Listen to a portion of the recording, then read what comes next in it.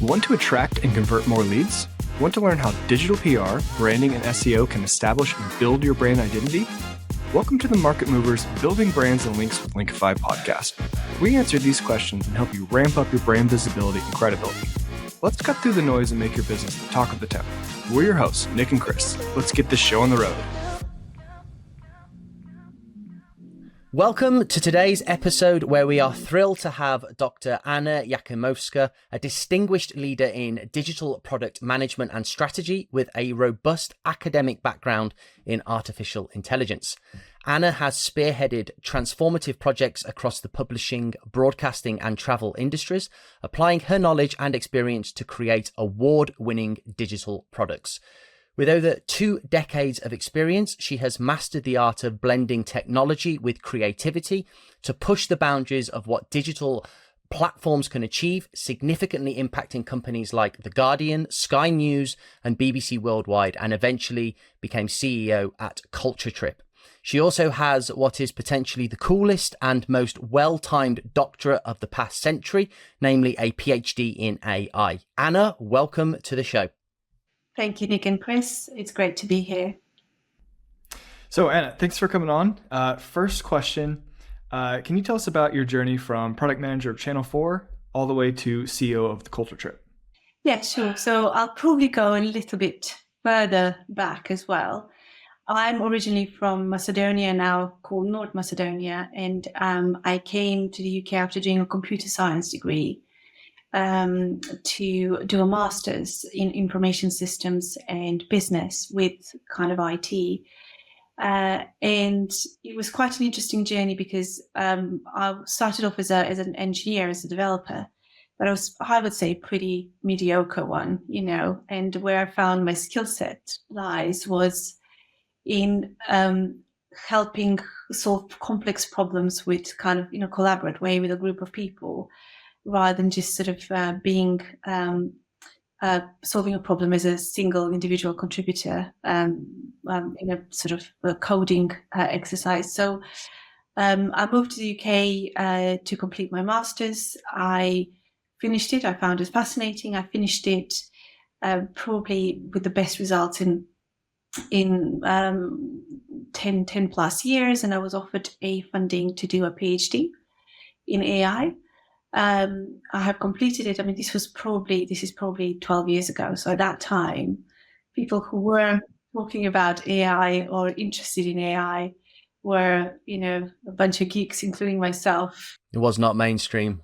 Yes, that's right. And now, everywhere you go, the casual conversations in restaurants tend to be kind of gravitating around AI, and it's just extraordinary. I never thought that this shift would come so quickly and so widespread, I guess. So from then on, I guess the purpose that I've always had as part of my professional calling was to bring positive change at scale, and broadcast and media seems to be fit the bill very, very well. Equally, I liked the creativity around storytelling, and I liked the impact that it has on societies. Well, we can argue both ways, but I'm interested in more the positive impact it had on societies.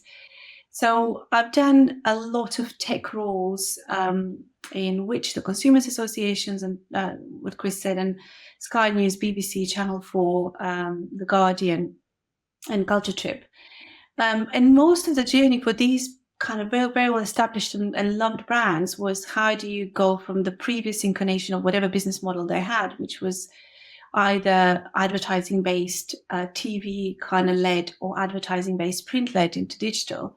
And it was fascinating to be part of that journey, mostly because the development in kind of Web 2.0 and 3.0 and 1.0, if you like, has thrown quite a lot of existential questions for these companies and what the future would be for them. And some of them were much better than others. And it's fascinating now to kind of juxtapose that with AI and the same sort of existential questions that these companies are kind of facing as well. But I think the interesting point now is that that muscle for transformational change has been flexed, because they had to undergo, most of them, significant transformation in the last 10 years. So yet another one is probably not as scary as I would imagine the first one would have been. So I was, like I said, in all these businesses going through a transformation in senior product and tech roles, working with teams, just trying to achieve whatever the kind of goal of the transformation was. And then I moved from a kind of established business into a startup, into Culture Trip, where I wanted to utilize my PhD a bit more and step out of operational role into more research and development role. So I joined Culture Trip 4.5 years ago as a director of product for content. And we were trying to do some interesting things, as in cover the world in content, which is of the distribution of TripAdvisor, the quality of the New York Times, and the cost of UGC. And obviously, to do that, short of hiring an army of human content creators, machine learning needed to be used. So I really enjoyed that part, working with the teams there and exploring the opportunities. And at that time, this was probably 3 years ago, we were working with GPT-2, right? So it was so kind of groundbreaking. And then from Culture, I think the company went through quite a few changes in my time. Mostly, some of them were COVID-induced, some of them were kind of caused by a startup that was trying to find its way in terms of the business model.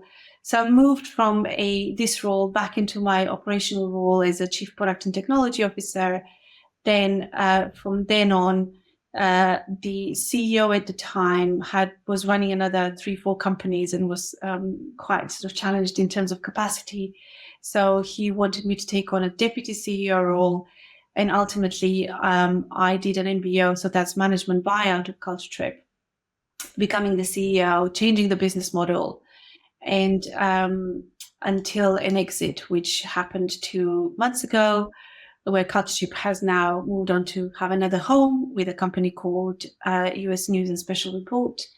And for me, after kind of 4.5, 5 years being in the company, there's always a time where a senior person realizes that the company would thrive probably more kind of with a fresh pair of eyes and somebody who is willing to take on a challenge, because the type of things that we've been through at Culture Trip has left me quite tired. Fundraising at the worst fundraising sort of time was not easy, and I feel that Culture Trip will continue to thrive with a new set of people who will care deeply about it and move it forward. So it was quite an organic journey for me. I did not join Culture Trip thinking I will buy the company at some point and kind of sell it, get it to be acquired. It was always framed by, I care deeply about the company, about the brand, about what the people are doing. And I wanted to make sure that they continue to do what they're passionate about, and the brand continues to be loved and consumed by millions. And ultimately, I think that's what kind of even the exit enabled.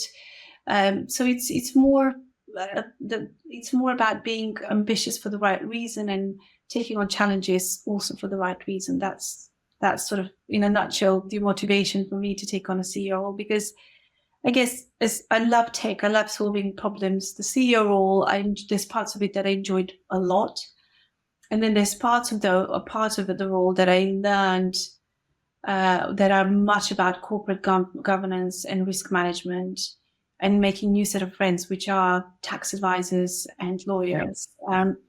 And that part I probably found a bit challenging because it's very admin heavy, and it's a sort of the type of skills that I haven't had before.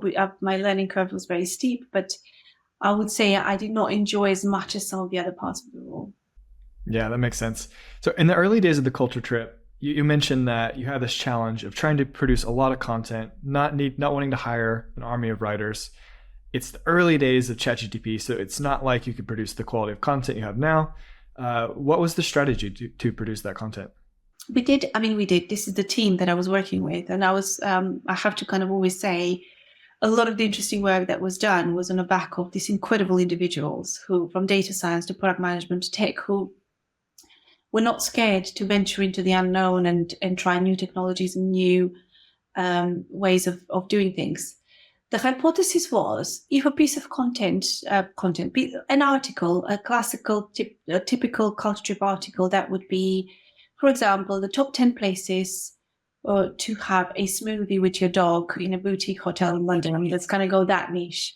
To write a really brilliant piece that would stand out from the competition, we would need to get a writer who would have the skill set of understanding and knowing the boutique hotels in London that would enable Smoothie and Dogs, to understand how they relate to the brand. So culture is always off the beaten track and not particularly sort of chain hotels, for example, who will be able to name those hotels and write about them in a way that would be interesting for the audience and for the users, and then curate those experiences.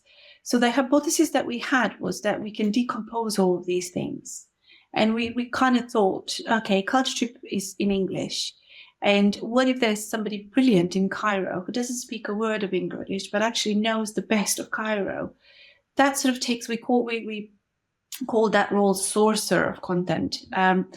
We could absolutely use sort of people who do understand their cities but don't have the rest of the skill set needed for a brilliant culture article to provide the recommendations.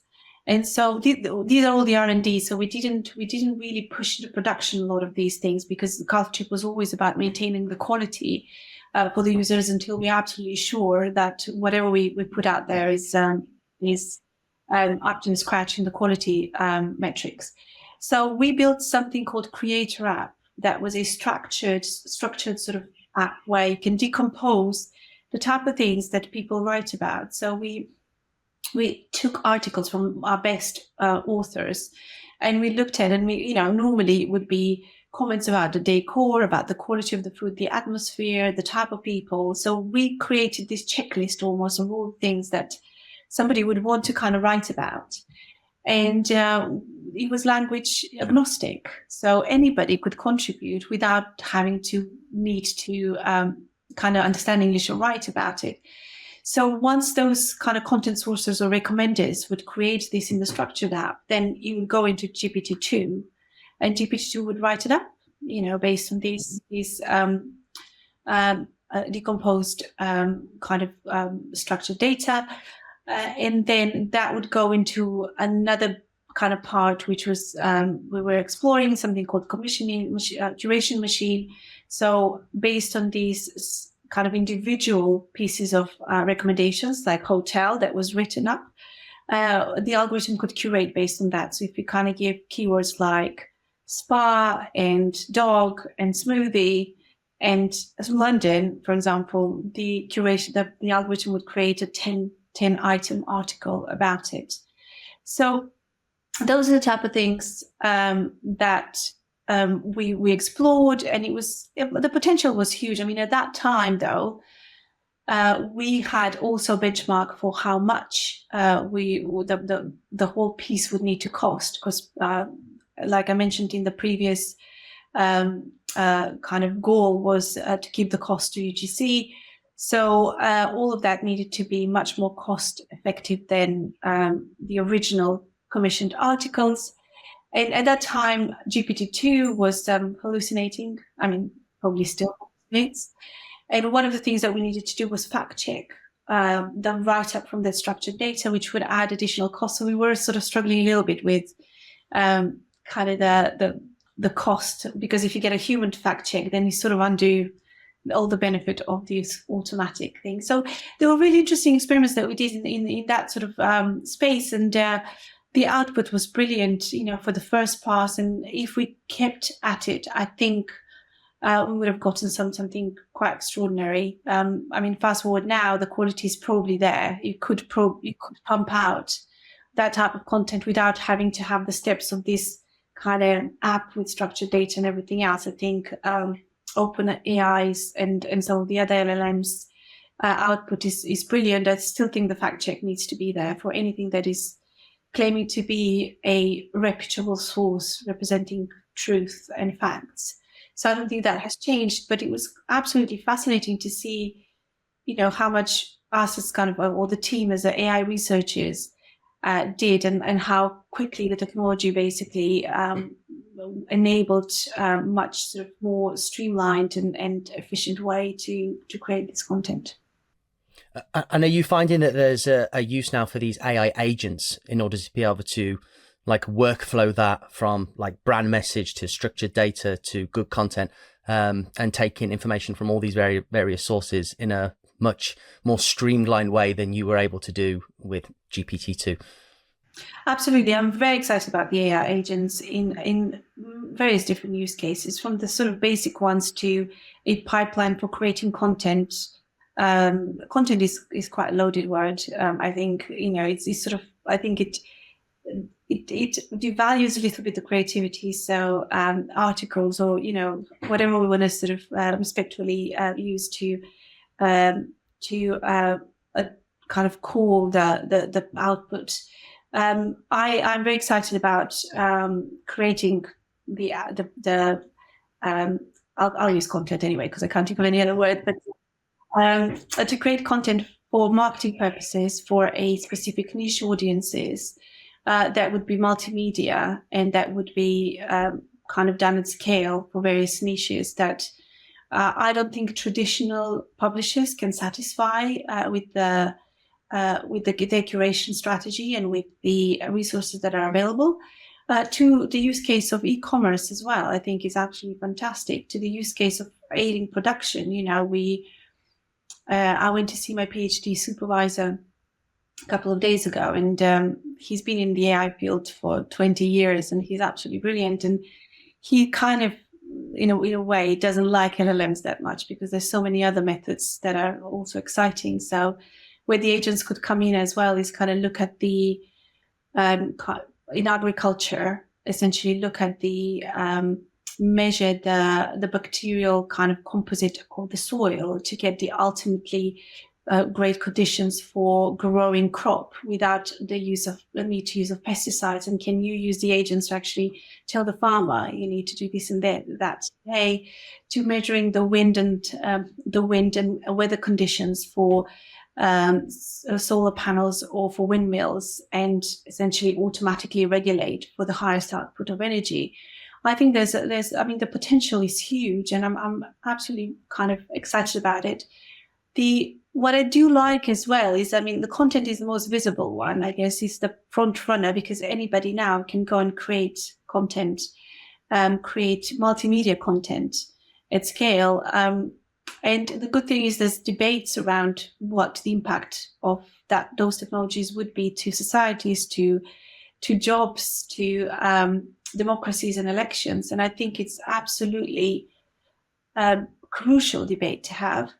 But I'm also very excited about the other use cases on the B2B side that will solve some of the biggest societal problems, from kind of climate crisis to food production to pollution reduction and so on. Yeah, that's great. So when you got your PhD in AI, I imagine you mentioned actually a culture trip when you started, how you wanted to incorporate that. How much of that changed, like starting out before ChatGPT to when those tools are released? How did you kind of approach that before ChatGPT came out? I think it was a decomposed process. So, you'll have to, so when I did my PhD was done in Bayesian networks, not in neural networks, for example. So I probably bet on I wouldn't say, commercially, I probably bet on the wrong horse there. But actually from a kind of moral and ethical point of view, I still stand behind Bayesian networks being a safer way to essentially treat data. So I can tell you part of my PhD where we were trying to use a model, Bayesian network model, which is just for people out there, it's a probabilistic model trying to ascertain a probability of an event or something occurring or not based on data. And the system can reason and propagate both ways. You can give it a set of parameters and it can give you a result based on the probabilities, or you can give it sort of a set result and it reasons backwards and it tells the parameters. So it's used in multiple. I mean, Tesla uses it in their kind of self-driving cars. NASA uses it a lot. And what I did for my PhD was we wanted to know what would it take for a system to have 0 faults when launched, and this is used in medical equipment in areas where you can't iteratively develop. So we've created a network that would represent the system and the development conditions. So, for example, we have a distributed team over 3 or 4 locations. We are using this language. We have the problem complexity is this much. Before we even start coding it or working on the project, how many errors do you think there will be in the system? And the system will tell you, with the setup that you have, your reliability would be at this level or that level. And these are kind of medical equipment can't have any faults. And then what the system could do, if you set up, we want 0 errors, it propagates backwards to say you need much more developers, or that the communication would be an issue. You can't be in a kind of distributed team. It needs to be sort of more compact team. So it will give you decisions to a pointer to kind of make specific decisions around the setup. And so the first bit that we would do is we would decompose the problem.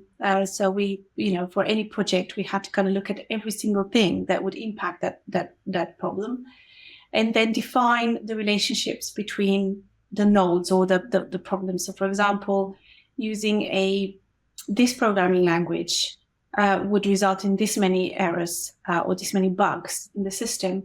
So in order to define, so Bayesian networks, the reason why I've mentioned that they're kind of a little bit more ethically kind of responsible is because you can question the reasoning mechanisms between nodes. So you know what relationship you're defining mathematically.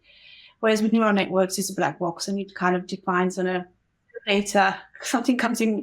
It still has statistical kind of relationships between the nodes, but you can't control them. The system does it kind of.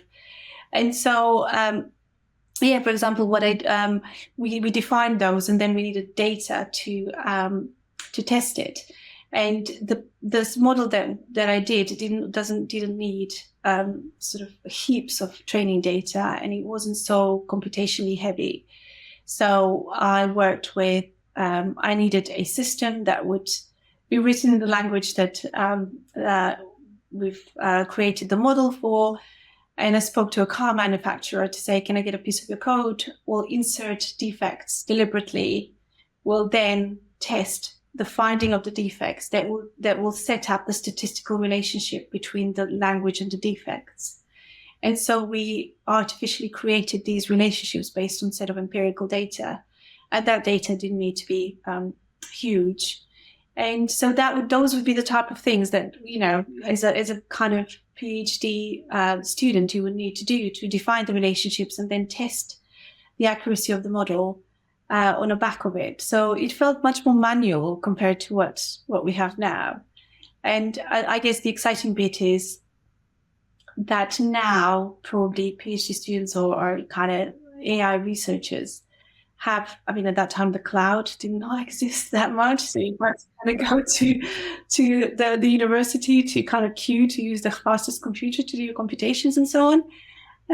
So I think it's a golden age from that perspective. Anybody that has a problem to solve, the slightly kind of admin tedious types are not there.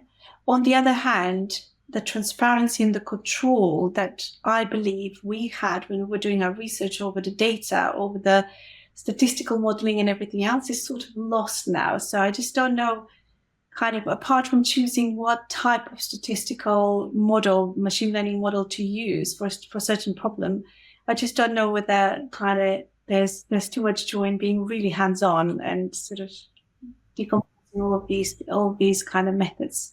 For me, that's fascinating. And I think it's interesting with the LLMs that it's true that with the output, I'm asking if it's true that it's actually quite hard to backtest how the LLMs have derived at the outputs that they've produced. Is that accurate? It is. It's not possible really, because the testing is done obviously kind of one data is done for training, and then normally 20-30% of the data is done for evaluating.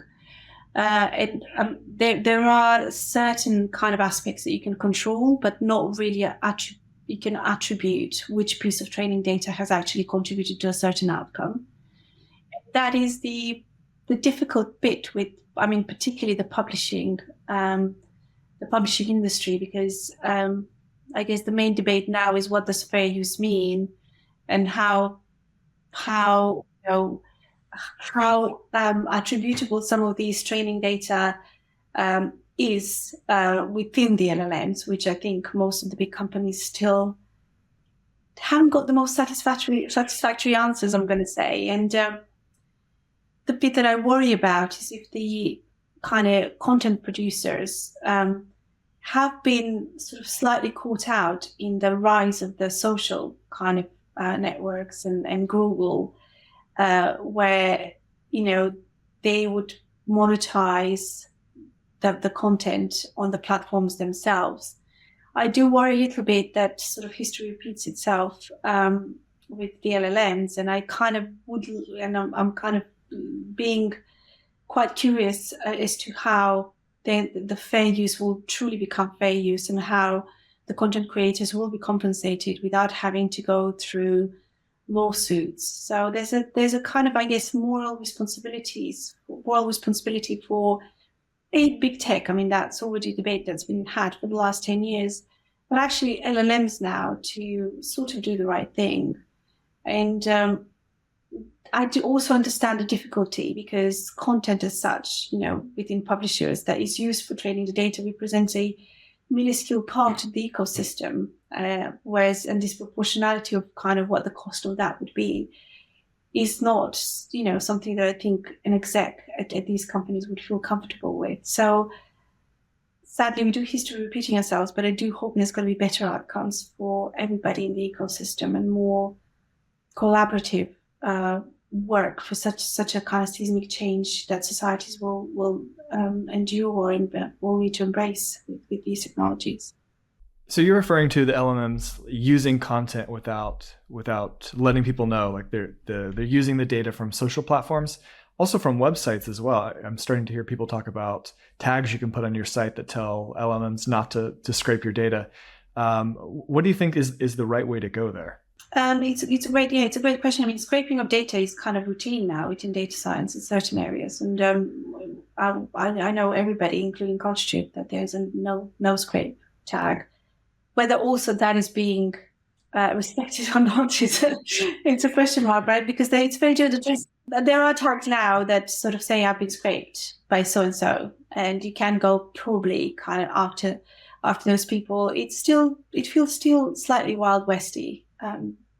In many ways.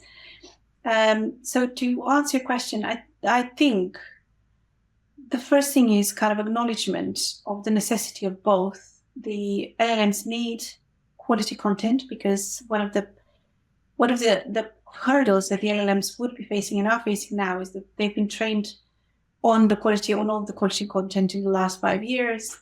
They'll need more. The content will need to be updated as well. And so there has to be an ongoing relationship that would be commercially beneficial for both.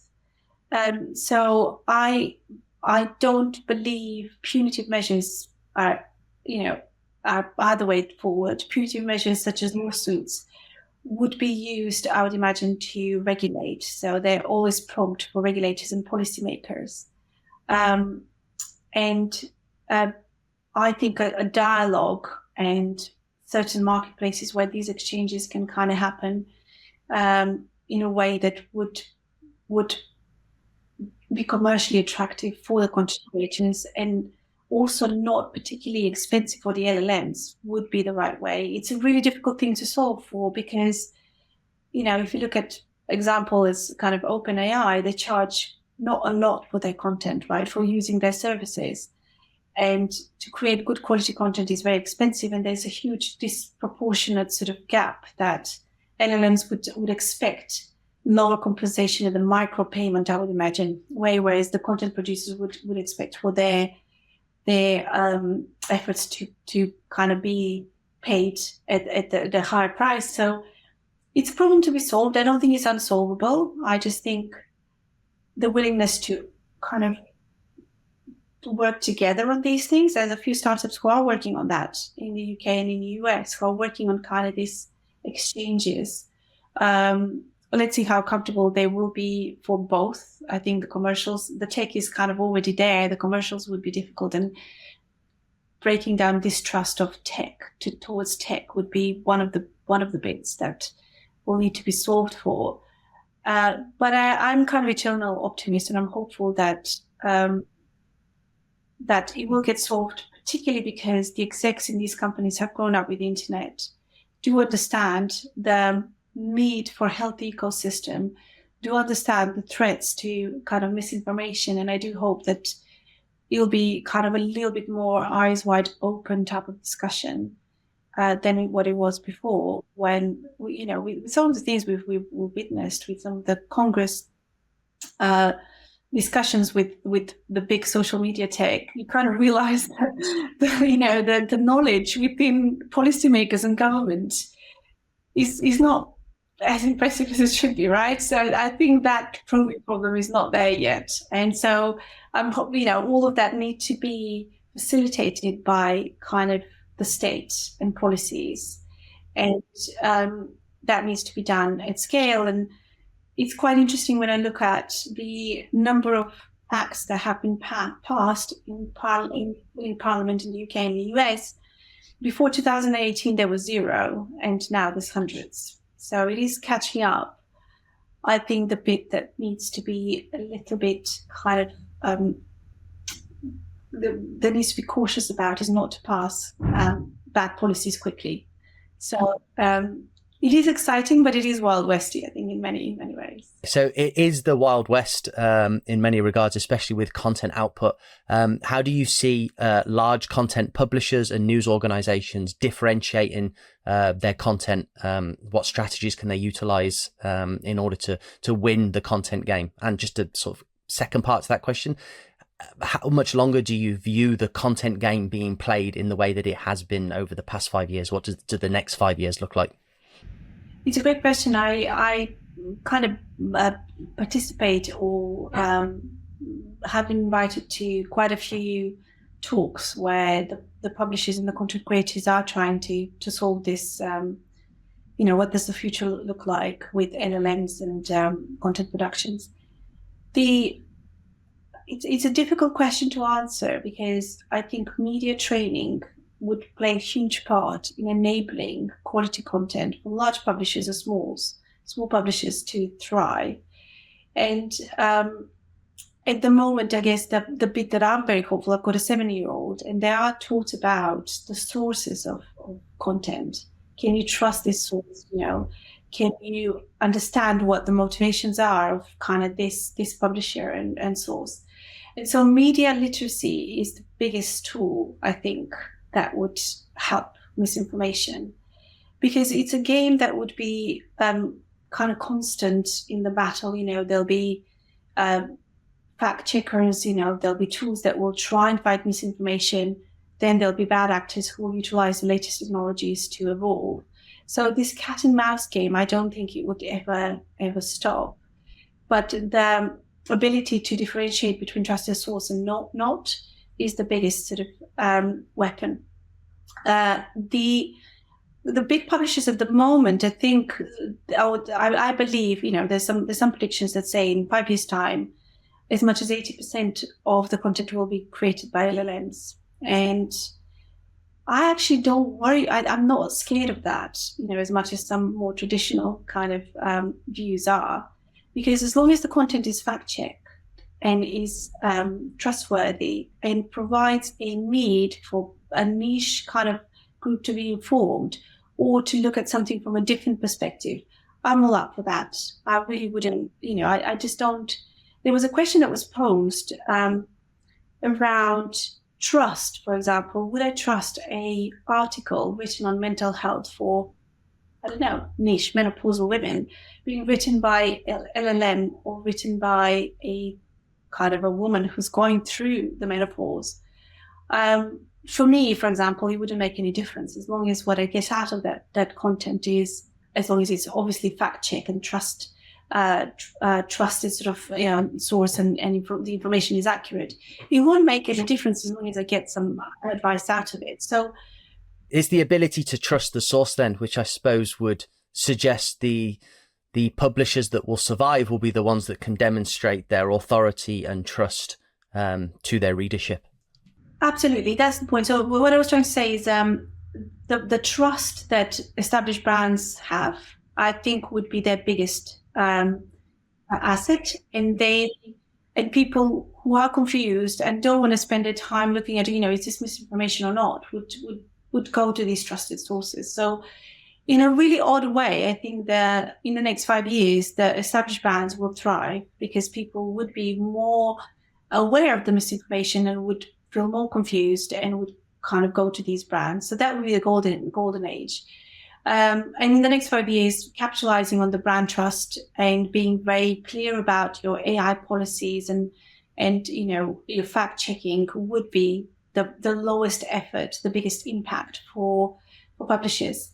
Beyond that, I still think now is the time to fully embrace the content production by these publishers in a way that feels right and secure for them. Because in 5 years' time, I think the next generation and the people who are consuming content will be much more sophisticated in more accepting in kind of consuming AI content, and that will be a losing battle for the publishers because the volumes and the storytelling and the low effort to produce high quality content will be the battleground, and I think they need to be prepared. So some of the conversations that or the debates that we've had with in these groups where we are discussing what the future is, I would say fully embrace it now and be ready in 5 years' time to kind of use it quite in a prolific way. That would be my that would be sort of my prediction, probably wrongly, but that's how it feels to me that it should play out. If the content from LLMs is based on the sources put in, I can see where you would trust content that no one really wants to read medical studies. So there's a very good use case for summarizing medical studies, getting the data out of that.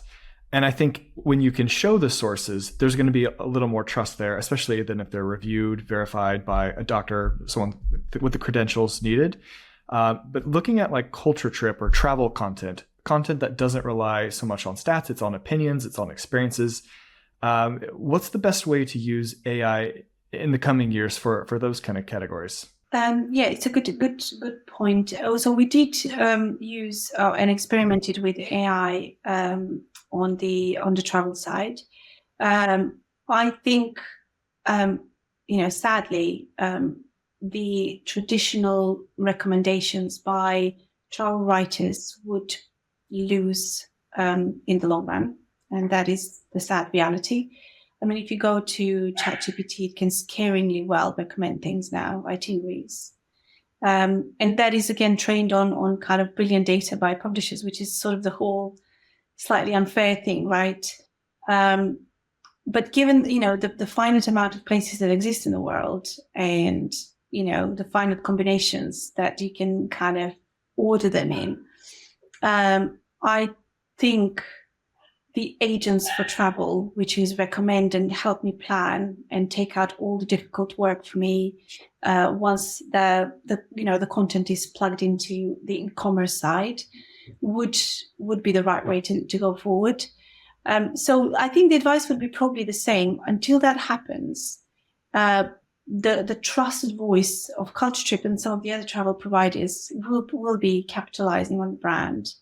Because still, again, I think one of the things we do, I'm consciously kind of also biased towards is, innovators and fast adopters such as myself, but majority of people who still want the human touch when it comes to spending, especially in the States, 2 weeks of holiday. You don't want to give it to a robot to kind of mess up for you and do recommend things that are not right for you.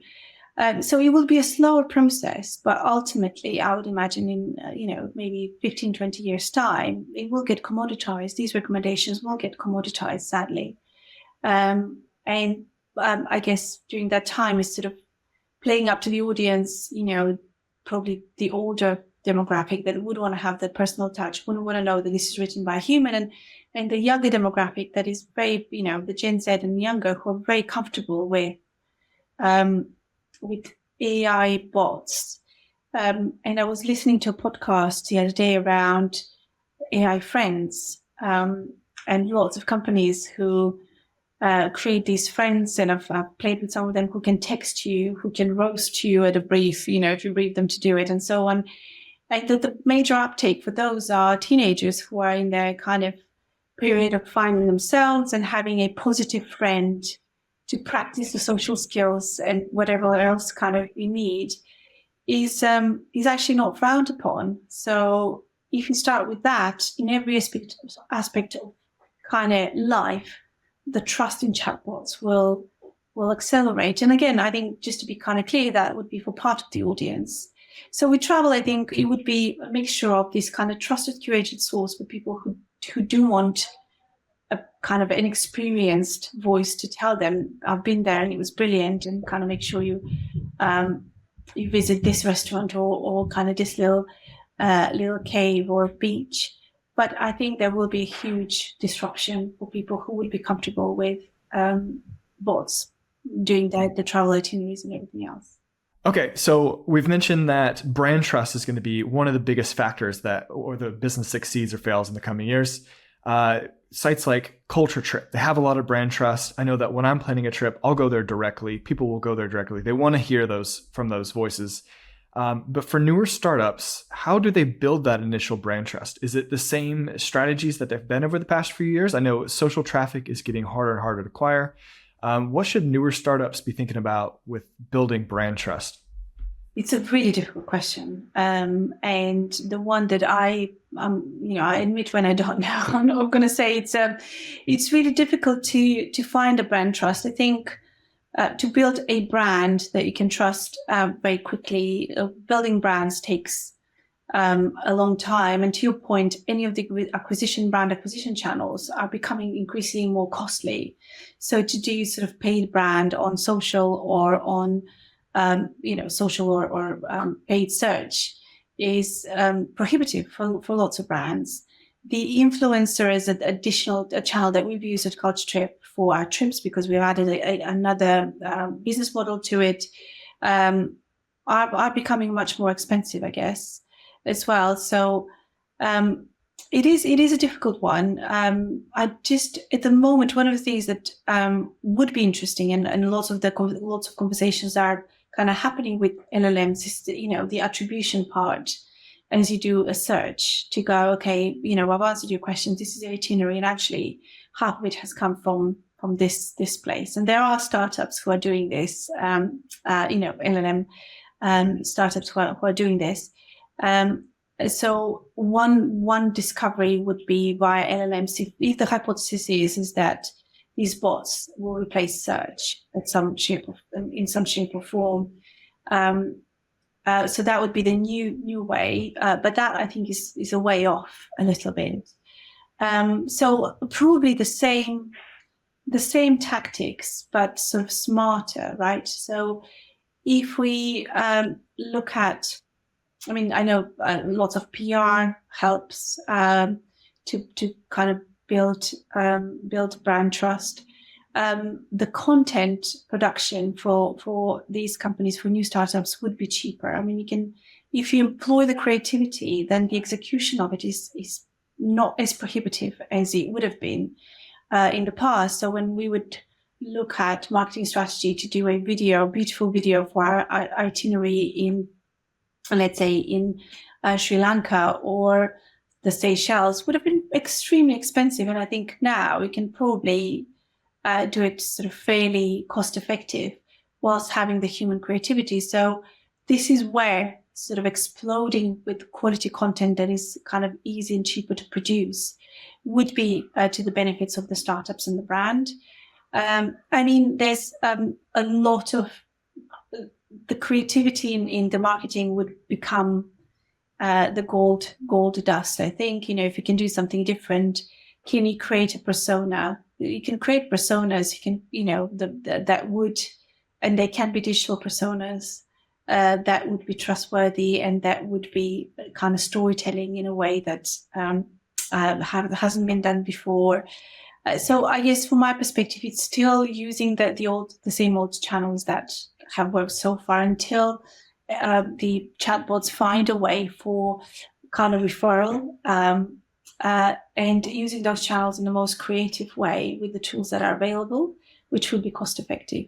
But it's not a very good answer, and I acknowledge that, because marketing is probably the last sort of area. Marketing always comes sort of towards the end of any development process and brand building, and it is tricky. And I'm sure there'll be some smart marketeer who would find the next most efficient channel, and I can't wait to use it once that happens. But yes, that's how I think about things at the moment. It's not particularly innovative or exciting, but yeah, it is. I do think about it a lot, and sadly, there's one thing that would solve it.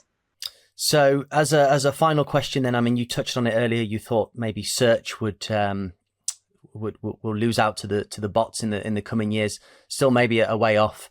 How do you see publishers succeeding in organic search over the coming, let's say, 5 years? Oh, great. I think authority. I mean, apart from an organic search, we're probably talking Google most of the time. But I've been playing the SEO game with content for quite a long time, and you would. I mean, they're switching on now a lot of the kind of their bot functionality, but I just don't think Google can afford to do anything significant quickly. So it'll be essentially following what the algorithm, the core updates will be, as much as they will be willing to disclose, and essentially following what the guidelines are. I think Google's, from the last couple of years, they're moving more towards authority. They're continuing to be all about authoritative voices. But they are kind of moving towards the best the best voice on the internet sort of thing. So just good quality content paired with good technical kind of technical capabilities would remain to be the classics, if you like, will remain to be fairly safe bet for publishers. And this is where kind of the brand trust would come really handy for them.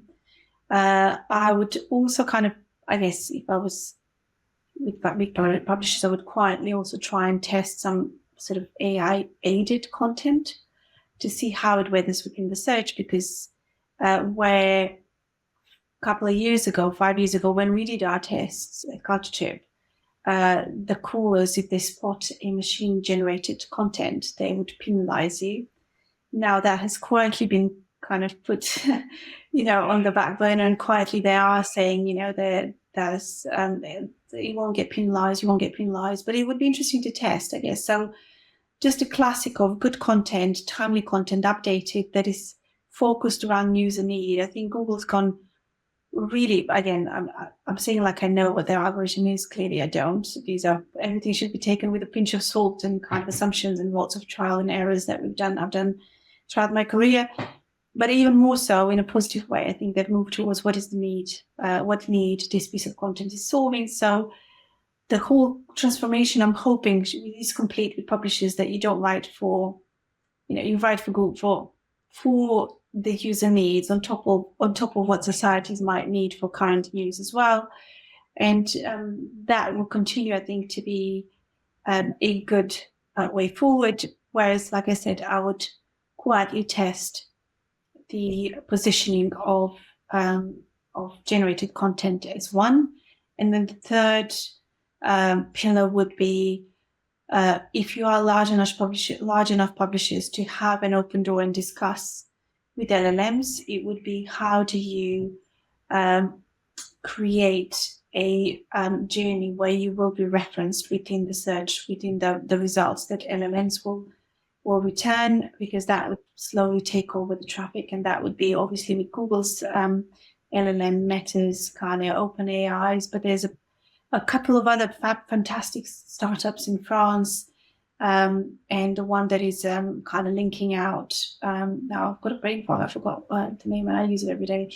Anyway, that are basically kind of moving the game in that direction. Okay, that's a great answer. All right, Anna, it's been fantastic having you on. Where can people go if they want to find out more about you?